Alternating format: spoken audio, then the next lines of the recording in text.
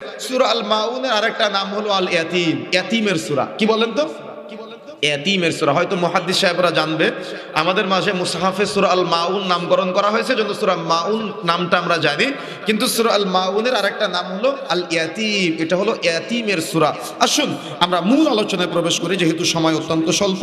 আমরা সংক্ষিপ্ত তাফসীরটা আপনাদেরকে বোঝানোর চেষ্টা করি, যাতে করে কোরআনের মজাটা আপনারা বুঝতে পারেন, কোরআনের জ্ঞান অন্বেষণ করার আগ্রহটা আমাদের বাড়ে। আসুন, আউযু বিল্লাহি মিনাশ শাইতানির রাজীম, বিতাড়িত শয়তান হতে আমরা আল্লাহর নিকট আশ্রয় প্রার্থনা করি।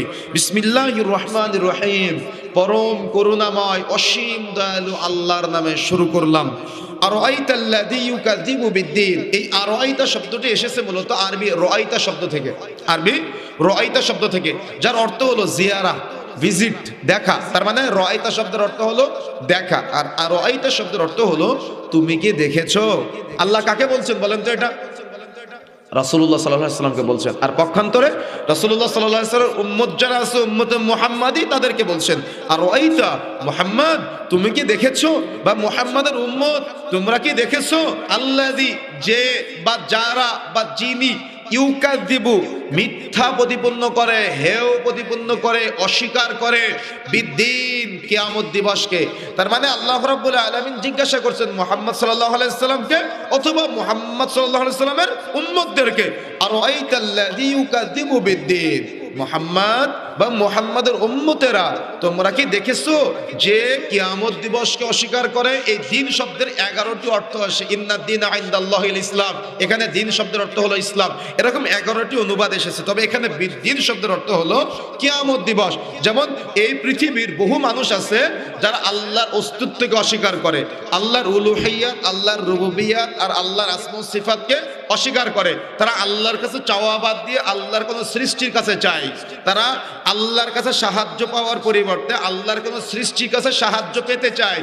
তারা বারজাকের জীবনকে অস্বীকার করে, তারা জান্নাতকে অস্বীকার করে, তারা জাহান্নামকে অস্বীকার করে। ঈমানের মৌলিক যে 6টা স্তম্ভ, এর মধ্যে পরবর্তী যে স্তম্ভগুলো আছে, মৃত্যুর পর পরবর্তী জীবনকে তারা অস্বীকার করে, জান্নাত জাহান্নামকে অস্বীকার করে, আল্লাহর অস্তিত্বকে অস্বীকার করে। এমনকি মুতাজিলা, নাম শুনেছেন আপনারা?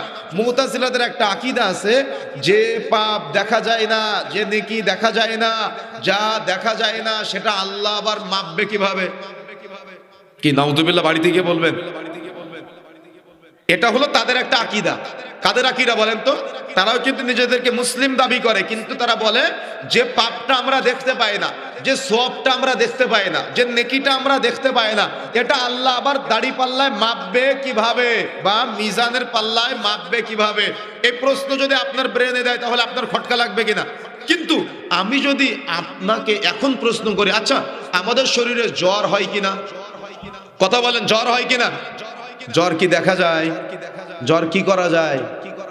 হ্যাঁ, তো জ্বরের মাপ বিশ্বাস করলেন কেন? আমাদের অনেকের শরীরে ডায়াবেটিস আছে না? ডায়াবেটিস কি দেখা যায়? এটা নরম না শক্ত? এটা কি ধরা যায়? এটা কি স্পর্শ করা যায়? এটা কি করা যায় বলেন তো? মাপা যায়। তো সাময়িক আপনার শরীরের সাথে দুনিয়ার জাগতিক বিষয় আপনি দেখতে পেলেন না, ধরতে পারলেন না, ছুঁইতে পারলেন না, এই পরিমাপ বিশ্বাস